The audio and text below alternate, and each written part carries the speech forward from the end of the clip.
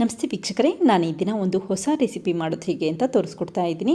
Cake ಮಾಡೋದಕ್ಕೆ ತುಂಬ ಕಷ್ಟ ಅನಿಸಿದ್ರೆ ಈ ರೀತಿ ಹೊಸ ರೀತಿಯಲ್ಲಿ ಕೇಕ್ ಅಥವಾ ಪುಡಿಂಗ್ ಮಾಡಿ ನೋಡಿ. ತುಂಬಾ ರುಚಿಯಾಗಿರುತ್ತೆ, ಹಾಗೆ ತುಂಬ ಸುಲಭವಾಗಿ ಮಾಡಬಹುದು. ಹಾಗೆ ನಿಮಗೆ ಈ ವಿಡಿಯೋ ಇಷ್ಟ ಆದರೆ ಪ್ಲೀಸ್ ವಿಡಿಯೋನ ಲೈಕ್ ಮಾಡಿ ಮತ್ತು ಚಾನಲ್ಗೆ ಸಬ್ಸ್ಕ್ರೈಬ್ ಮಾಡಿ. ಈಗ ಹೊಸ ರೀತಿಯಲ್ಲಿ ಕೇಕ್ ಮಾಡೋದು ಹೇಗೆ ಅಂತ ನೋಡ್ಕೊಳ್ಳೋಣ ಬನ್ನಿ. ಮೊದಲು ಒಂದು ಕೇಕ್ ಟಿನ್ಗೆ ಸ್ವಲ್ಪ ತುಪ್ಪ ಹಾಕಿ ಸ್ಪ್ರೆಡ್ ಮಾಡ್ಕೊಳ್ತಾ ಇದ್ದೀನಿ. ನೀವಿಲ್ಲಿ ತುಪ್ಪದ ಬದಲಾಗಿ ಬೆಣ್ಣೆ ಅಥವಾ ಎಣ್ಣೆ ಕೂಡ ಉಪಯೋಗಿಸಬಹುದು. ನಂತರ ಒಂದು ಪ್ಯಾಕ್ ಮಾರಿ ಬಿಸ್ಕೆಟ್ನ ತೆಗೆದಿಟ್ಕೊಂಡಿದ್ದೀನಿ. ಹಾಗೆ ನಾನಿಲ್ಲಿ ಸ್ವಲ್ಪ ದೊಡ್ಡದಾದ ಮತ್ತು ಅಗಲವಾದ ಕೇಕ್ ಟಿನ್ ಉಪಯೋಗಿಸೋದ್ರಿಂದ ಜಾಸ್ತಿ ಪ್ರಮಾಣದಲ್ಲಿ ಬಿಸ್ಕೆಟ್ ಉಪಯೋಗಿಸ್ಕೊಳ್ತಾ ಇದ್ದೀನಿ. ನೀವೇನಾದರೂ ಚಿಕ್ಕದಾದ ಕೇಕ್ ಟಿನ್ ಉಪಯೋಗಿಸೋದಾದರೆ ಇಷ್ಟು ಪ್ರಮಾಣದಲ್ಲಿ ಬಿಸ್ಕೆಟ್ ಉಪಯೋಗಿಸೋ ಅವಶ್ಯಕತೆ ಇಲ್ಲ, ಕಡಿಮೆ ಪ್ರಮಾಣದಲ್ಲಿ ಬಿಸ್ಕೆಟ್ ಉಪಯೋಗಿಸ್ಕೊಳ್ಳಿ. ಈಗ ಬಿಸ್ಕೆಟ್ಗಳನ್ನ ಕಟ್ ಮಾಡಿ ಉಪಯೋಗಿಸ್ಕೊಳ್ತಾ ಇದ್ದೀನಿ. ತುಂಬ ಸಣ್ಣದಾಗಿ ಕಟ್ ಮಾಡ್ಕೊಳ್ಳೋ ಅವಶ್ಯಕತೆ ಇಲ್ಲ, ಯಾಕೆಂತಂದರೆ ಈ ಬಿಸ್ಕೆಟ್ಗಳನ್ನ ಮತ್ತೆ ಮಿಕ್ಸಿ ಜಾರಿನಲ್ಲಿ ನುಣ್ಣಗೆ ಪುಡಿ ಮಾಡಿಟ್ಕೊಳ್ತೀವಿ. ಆದ್ದರಿಂದ ಈ ರೀತಿ ಸ್ವಲ್ಪ ಅಗಲವಾಗಿ ಕಟ್ ಮಾಡಿಟ್ಕೊಂಡೆ ಸಾಕು. ಈಗ ಈ ಕಟ್ ಮಾಡಿರುವಂಥ ಬಿಸ್ಕೆಟ್ನ ಮಿಕ್ಸಿ ಜಾರಿಗೆ ಹಾಕೊಳ್ತಾ ಇದ್ದೀನಿ. ಹಾಗೆ ಮಿಕ್ಸಿ ಜಾರಿನಲ್ಲಿ ನೀರಿನಂಶ ಇರಬಾರ್ದು, ಆ ರೀತಿ ಬಟ್ಟೆಯಲ್ಲಿ ಚೆನ್ನಾಗಿ ಒರೆಸಿಟ್ಕೊಳ್ಳಿ. ನಂತರ ಅಷ್ಟೇ ಬಿಸ್ಕೆಟ್ಗಳನ್ನ ಹಾಕೋಬೇಕಾಗತ್ತೆ. ಈಗ ಲಿಡ್ ಕ್ಲೋಸ್ ಮಾಡಿ ನುಣ್ಣಗೆ ಪುಡಿ ಮಾಡಿಟ್ಕೊಳ್ತಾ ಇದ್ದೀನಿ. ಆದಷ್ಟು ನುಣ್ಣಗೆ ಬಿಸ್ಕೆಟ್ಗಳನ್ನ ಪುಡಿ ಮಾಡಿಟ್ಕೊಳ್ಳಿ. ಈಗ ನೋಡಿ, ಬಿಸ್ಕೆಟ್ ಪುಡಿ ರೆಡಿಯಾಗಿದೆ. ಈ ರೀತಿ ಬಂದಿದ್ದರೆ ಸಾಕು. ಈಗ ಈ ಬಿಸ್ಕೆಟ್ ಪುಡಿನ ಮತ್ತೊಂದು ಬೌಲ್ಗೆ ಎತ್ತಿಟ್ಕೊಳ್ತಾ ಇದ್ದೀನಿ. ನಾನಿಲ್ಲಿ ಒಂದು ಪ್ಯಾಕಷ್ಟು ಬಿಸ್ಕೆಟ್ ಉಪಯೋಗಿಸ್ಕೊಂಡಿದ್ದೀನಿ. ನಿಮಗೆ ಎಷ್ಟು ಪ್ರಮಾಣದಲ್ಲಿ ಬೇಕೋ ಅಷ್ಟು ಪ್ರಮಾಣದಲ್ಲಿ ಬಿಸ್ಕೆಟ್ ಉಪಯೋಗಿಸಬಹುದು. ನಂತರ ಈ ಬಿಸ್ಕೆಟ್ ಪುಡಿಗೆ 1 ಟೇಬಲ್ ಸ್ಪೂನಷ್ಟು ಹಾಲು ಹಾಕ್ಕೊಳ್ತಾ ಇದ್ದೀನಿ. ತಣ್ಣಗಿರುವಂಥ ಹಾಲನ್ನು ಉಪಯೋಗಿಸ್ಕೊಳ್ಳಿ. ಹಾಗೆ 1-2 ಟೇಬಲ್ ಸ್ಪೂನಷ್ಟು ಬೆಣ್ಣೆ ಹಾಕ್ಕೊಳ್ತಾ ಇದ್ದೀನಿ. ನೀವು ಜಾಸ್ತಿ ಪ್ರಮಾಣದಲ್ಲಿ ಬೆಣ್ಣೆ ಹಾಕಿದಷ್ಟು ಸ್ವೀಟ್ ತುಂಬಾ ರುಚಿಯಾಗಿ ಬರುತ್ತೆ. ಬೆಣ್ಣೆ ಬೇಡ ಅಂತಂದರೆ ತುಪ್ಪ ಕೂಡ ಉಪಯೋಗಿಸ್ಬಹುದು. ತುಪ್ಪ ಉಪಯೋಗಿಸೋದಾದರೆ 4 ಟೇಬಲ್ ಸ್ಪೂನಷ್ಟು ತುಪ್ಪ ಉಪಯೋಗಿಸ್ಕೊಳ್ಳಿ. ಆವಾಗ ಸ್ವೀಟ್ ಕೂಡ ತುಂಬ ಚೆನ್ನಾಗಿ ಬರುತ್ತೆ. ಆದಷ್ಟು ಮಸಾಲೆ ಕಡಿಮೆ ಇರುವಂಥ ತುಪ್ಪ ಉಪಯೋಗಿಸ್ಕೊಳ್ಳಿ. ಈಗ ಒಂದ್ಸರಿ ಕೈಯಲ್ಲಿ ಚೆನ್ನಾಗಿ ಮಿಕ್ಸ್ ಮಾಡ್ಕೊಳ್ತಾ ಇದ್ದೀನಿ. ಈ ರೀತಿ ಮುಷ್ಟಿ ಹಿಡಿದ್ರೆ ಉಂಡೆ ಕಟ್ಟಬೇಕು, ಆ ಕನ್ಸಿಸ್ಟೆನ್ಸಿಯಲ್ಲಿ ಬೆಣ್ಣೆ ಉಪಯೋಗಿಸಿದ್ರೆ ಸಾಕು. ಹಾಗೆ ತುಂಬ ಗಟ್ಟಿಯಾಗಿ ಮಾಡಬೇಡಿ, ಸ್ವಲ್ಪ ತೆಳುವಾಗೇ ಇರಲಿ.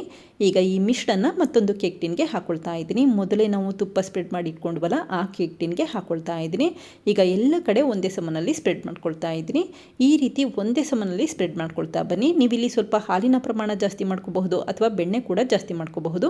ನೀವೇನಾದರೂ ಕಡಿಮೆ ಪ್ರಮಾಣದಲ್ಲಿ ಬೆಣ್ಣೆ ಹಾಕಿದ್ರೆ ಏನಾಗುತ್ತೆ ಅಂತಂದರೆ ಪೀಸಸ್ಗಳಾಗಿ ಕಟ್ ಮಾಡಲಿಕ್ಕೆ ಕಷ್ಟ ಆಗುತ್ತೆ, ಬಿಸ್ಕೆಟ್ ಮತ್ತೆ ಪುಡಿ ಪುಡಿ ಆಗಿಬಿಡುತ್ತೆ ಅಂತಷ್ಟೇ.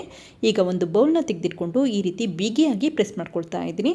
ಆದಷ್ಟು ಬಿಗಿಯಾಗಿ ಪ್ರೆಸ್ ಮಾಡ್ಕೊಳ್ತಾ ಬನ್ನಿ, ಆವಾಗ ಪೀಸಸ್ ಆಗಿ ಕಟ್ ಮಾಡಲಿಕ್ಕೆ ಸುಲಭ ಆಗುತ್ತೆ ಅಂತಷ್ಟೇ. ನಂತರ ಈ ಕೇಕ್ ಟಿನ್ನ 10 ನಿಮಿಷ ಫ್ರಿಜ್ಜಲ್ಲಿ ಸೆಟ್ ಆಗಲಿಕ್ಕೆ ಹಾಗೆ ಇಟ್ಕೊಳ್ತಾ ಇದ್ದೀನಿ. ಇದೇ ಸಮಯದಲ್ಲಿ ಮತ್ತೊಂದು ಪ್ಯಾನ್ಗೆ 3/4 ಲೀಟರಷ್ಟು ಹಾಲು ಹಾಕ್ಕೊಳ್ತಾ ಇದ್ದೀನಿ, ಅಥವಾ 3 ಕಪ್ಪಷ್ಟು ಹಾಲು ಉಪಯೋಗಿಸ್ಕೊಳ್ತಾ ಇದ್ದೀನಿ. ನಿಮಗೆ ಎಷ್ಟು ಪ್ರಮಾಣದಲ್ಲಿ ಸ್ವೀಟ್ ಬೇಕೋ ಅಷ್ಟು ಪ್ರಮಾಣದಲ್ಲಿ ಹಾಲು ಉಪಯೋಗಿಸಬಹುದು, ಇಷ್ಟೇ ಉಪಯೋಗಿಸ್ಬೇಕು ಅಂತೇನಿಲ್ಲ. ನಂತರ ಅರ್ಧ ಕಪ್ಪಷ್ಟು ಸಕ್ಕರೆ ಹಾಕ್ಕೊಳ್ತಾ ಇದ್ದೀನಿ. ಈಗ ಒಂದ್ಸರಿ ಚೆನ್ನಾಗಿ ಮಿಕ್ಸ್ ಮಾಡ್ಕೋಬೇಕಾಗುತ್ತೆ. ಸಕ್ಕರೆ ಕರಗಬೇಕು, ಅದಕ್ಕೋಸ್ಕರ ಊರಿನ ಮೀಡಿಯಂ ಫ್ಲೇಮಲ್ಲಿ ಇಟ್ಕೊಂಡು ಹಾಲನ್ನು ಕುದಿಲಿಕ್ಕೆ ಇಟ್ಕೊಳ್ತಾ ಇದ್ದೀನಿ. ಇದೇ ಸಮಯದಲ್ಲಿ ಮತ್ತೊಂದು ಬಟ್ಲಿಗೆ 6 ಟೇಬಲ್ ಸ್ಪೂನಷ್ಟು ಕಸ್ಟರ್ಡ್ ಪೌಡರ್ ಹಾಕ್ಕೊಳ್ತಾ ಇದ್ದೀನಿ. ಫ್ರೂಟ್ ಸಲಾಡ್ ಮಾಡಲಿಕ್ಕೆ ಅಂತ ಕಸ್ಟರ್ಡ್ ಪೌಡರ್ ಉಪಯೋಗಿಸ್ತಾರೆ ನೋಡಿ, ಆ ಕಸ್ಟರ್ಡ್ ಪೌಡರ್ನ ಉಪಯೋಗಿಸ್ಕೊಳ್ಳಿ.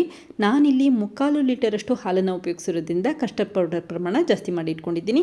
ನೀವೇನಾದರೂ 1/4 ಲೀಟರಷ್ಟು ಹಾಲು ಅಥವಾ 1 ಕಪ್ಪಷ್ಟು ಹಾಲನ್ನು ಉಪಯೋಗಿಸಿದ್ರೆ ಕೇವಲ 2 ಟೇಬಲ್ ಸ್ಪೂನಷ್ಟು ಕಸ್ಟರ್ಡ್ ಪೌಡರ್ ಉಪಯೋಗಿಸ್ಕೊಳ್ಳಿ. ನಂತರ 4 ಟೇಬಲ್ ಸ್ಪೂನಷ್ಟು ತಣ್ಣಗಿರುವಂಥ ಹಾಲನ್ನು ಹಾಕಿ ಮಿಕ್ಸ್ ಮಾಡ್ಕೊಳ್ತಾ ಇದ್ದೀನಿ. ಗಂಟುಗಳೇನೂ ಇರಬಾರ್ದು, ಅಲ್ಲಿವರೆಗೂ ಮಿಕ್ಸ್ ಮಾಡ್ಕೋಬೇಕಾಗುತ್ತೆ. ಈಗ ನೋಡಿ, ಕಸ್ಟರ್ಡ್ ಪೌಡರ್ ಮತ್ತು ಹಾಲಿನ ಮಿಶ್ರಣ ರೆಡಿಯಾಗಿದೆ. ಹಾಗೆ ಹಾಲಿನಲ್ಲಿ ಸಕ್ಕರೆ ಕರಗಿದೆ ಮತ್ತು ಹಾಲು ಕೂಡ ಚೆನ್ನಾಗಿ ಬಿಸಿಯಾಗಿದೆ. ನಂತರ ಅಷ್ಟೇ ಈ ಮಾಡಿಟ್ಟಿರುವಂಥ ಕಸ್ಟರ್ಡ್ ಪೌಡರ್ ಮಿಶ್ರಣ ಹಾಕಿ ಕಂಟಿನ್ಯೂಯಸ್ ಆಗಿ ಮಿಕ್ಸ್ ಮಾಡ್ಕೊಳ್ತಾ ಇದ್ದೀನಿ. ಊರಿನ ಲೋ ಫ್ಲೇಮಲ್ಲಿ ಇಟ್ಕೊಂಡು ಈ ರೀತಿ ಕಂಟಿನ್ಯೂಯಸ್ ಆಗಿ ಮಿಕ್ಸ್ ಮಾಡ್ಕೊಳ್ಳಿ, ಆವಾಗ ಗಂಟುಗಳಿರೋದಿಲ್ಲ ಅಂತಷ್ಟೇ. ಈಗ ನೋಡಿ, ಮಿಶ್ರಣದಲ್ಲಿ ಗಂಟುಗಳಿಲ್ಲ ಮತ್ತು ಚೆನ್ನಾಗಿ ಗಟ್ಟಿಯಾಗಿದೆ. ಈ ರೀತಿಯಾಗಿರಬೇಕು. ಈ ಸಮಯದಲ್ಲಿ ಊರಿನ ಮೀಡಿಯಂ ಫ್ಲೇಮಲ್ಲಿ ಇಟ್ಕೊಳ್ಳಿ.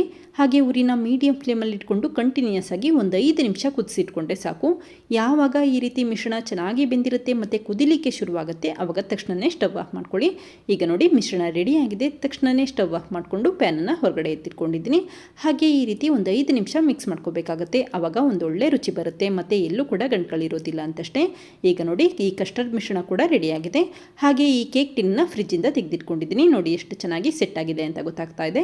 ನಂತರ ಅಷ್ಟೇ ಮಾಡಿಟ್ಟಿರುವಂಥ ಕಸ್ಟರ್ಡ್ ಮಿಶ್ರಣನ ಒಂದೇ ಸಮನಲ್ಲಿ ಸ್ಪ್ರೆಡ್ ಮಾಡ್ಕೊಳ್ತಾ ಇದ್ದೀನಿ. ನಿಮಗೆ ಎಷ್ಟು ಪ್ರಮಾಣದಲ್ಲಿ ಬೇಕೋ ಅಷ್ಟು ಪ್ರಮಾಣದಲ್ಲಿ ಕಸ್ಟರ್ಡ್ ಮಿಶ್ರಣ ಮಾಡ್ಕೋಬಹುದು, ಇಷ್ಟೇ ಮಾಡ್ಕೋಬೇಕು ಅಂತೇನಿಲ್ಲ. ಕಡಿಮೆ ಪ್ರಮಾಣದಲ್ಲಿ ಹಾಲು ಉಪಯೋಗಿಸ್ತೀರಾ ಅಂತಂದರೆ ಕಡಿಮೆ ಪ್ರಮಾಣದಲ್ಲಿ ಕಸ್ಟರ್ಡ್ ಮಿಶ್ರಣ ಮಾಡ್ಕೊಳ್ಳಿ. ಈಗ ನೋಡಿ, ಒಂದೇ ಸಮನಲ್ಲಿ ಸ್ಪ್ರೆಡ್ ಮಾಡಿ ಇಟ್ಕೊಂಡಿದ್ದೀನಿ. ನಂತರ ಕೇಕ್ ಟಿನ್ನನ್ನು 1-2 ಬಾರಿ ನೆಲಕ್ಕೆ ಟ್ಯಾಪ್ ಮಾಡ್ಕೊಳ್ತಾ ಇದ್ದೀನಿ. ಹಾಗೆ ಈ ಕೇಕ್ ಟಿನ್ನನ್ನು 2 ಗಂಟೆ ಫ್ರಿಜ್ಜಲ್ಲಿ ಸೆಟ್ ಆಗಲಿಕ್ಕೆ ಹಾಗೆ ಇಡಬೇಕಾಗುತ್ತೆ. ಫ್ರಿಜ್ಜಲ್ಲಾದರೆ 2 ಗಂಟೆ ಹಾಗೆ ಇಟ್ಬಿಡಿ, ಫ್ರೀಸರಲ್ಲಾದರೆ 1 ಗಂಟೆ ಇಟ್ಟರೆ ಸಾಕು. ಈಗ ನೋಡಿ, 1 ಗಂಟೆ ಆಗಿದೆ. ನಾನಿಲ್ಲಿ ಫ್ರೀಸರಲ್ಲಿ ಇಟ್ಟಿದ್ದೀನಿ. 1 ಗಂಟೆ ಇಟ್ಟರೆ ಸಾಕು. ಈ ರೀತಿ ಗಟ್ಟಿಯಾಗಿಬಿಡುತ್ತೆ. ನಿಧಾನಕ್ಕೆ ಬೆರಳಿಂದ ಎಡ್ಜಸ್ನ ಬಿಡಿಸ್ಕೋಬೇಕಾಗುತ್ತೆ. ಈಗ ನಿಧಾನಕ್ಕೆ ಕೇಕ್ ಟಿನ್ನ ತೆಗೆದಿಟ್ಕೊಳ್ತಾ ಇದ್ದೀನಿ. ಹಾಗೆ ಎಡ್ಜಸ್ನ ಮೊದಲೇ ಈ ರೀತಿ ಬೆರಳಲ್ಲಿ ಬಿಡಿಸಿಟ್ಕೊಂಡಿರಿ, ನಂತರ ಅಷ್ಟೇ ಕೇಕ್ ಟಿನ್ನ ತೆಗಿಲಿಕ್ಕೆ ಸುಲಭ ಆಗುತ್ತೆ. ಈಗ ನೋಡಿ ಕೇಕ್ ಅಥವಾ ಪುಡ್ಡಿಂಗ್ ರೆಡಿ ಆಗಿದೆ. ಎಷ್ಟು ಚೆನ್ನಾಗಿ ಕಾಣಿಸ್ತಾ ಇದೆ ಅಂತ ಗೊತ್ತಾಗ್ತಾ ಇದೆ. ಕೊನೆಯದಾಗಿ ಸ್ವಲ್ಪ ಕಟ್ ಮಾಡಿರುವಂಥ ಪೈನಾಪಲಿಂದ ಡೆಕೋರೇಟ್ ಮಾಡ್ಕೊಳ್ತಾ ಇದ್ದೀನಿ. ನಿಮ್ಮ ಮನೆಯಲ್ಲಿ ಯಾವ ರೀತಿ ಹಣ್ಣುಗಳಿರುತ್ತೆ ಅದನ್ನೇ ಉಪಯೋಗಿಸಬಹುದು. ಹಾಗೆ ಸ್ವಲ್ಪ ದಾಳಿಂಬೆ ಕೂಡ ಉಪಯೋಗಿಸ್ಕೊಳ್ತಾ ಇದ್ದೀನಿ. ನಿಮಗೆ ಇಲ್ಲಿ ಜಾಸ್ತಿ ಪ್ರಮಾಣದಲ್ಲಿ ಹಣ್ಣುಗಳು ಬೇಕು ಅಂತಂದರೆ ಜಾಸ್ತಿ ಪ್ರಮಾಣದಲ್ಲಿ ಕೂಡ ಹಣ್ಣುಗಳನ್ನ ಉಪಯೋಗಿಸಬಹುದು. ನೀವಿಲ್ಲಿ ಡ್ರೈ ಫ್ರೂಟ್ಸ್ಗಳನ್ನು ಕೂಡ ಉಪಯೋಗಿಸಬಹುದು. ನಾನಿಲ್ಲಿ ಸ್ವಲ್ಪ ಕಟ್ ಮಾಡಿರುವಂಥ ಮಾವಿನ ಹಣ್ಣಿನ ಪೀಸಸ್ಗಳನ್ನು ಕೂಡ ಉಪಯೋಗಿಸ್ಕೊಳ್ತಾ ಇದ್ದೀನಿ. ಈಗ ನೋಡಿ ಕೇಕ್ ಅಥವಾ ಪುಡ್ಡಿಂಗ್ ರೆಡಿ ಆಗಿದೆ. ಎಷ್ಟು ಚೆನ್ನಾಗಿ ಕಾಣಿಸ್ತಾ ಇದೆ ಅಂತ ಗೊತ್ತಾಗ್ತಾ ಇದೆ.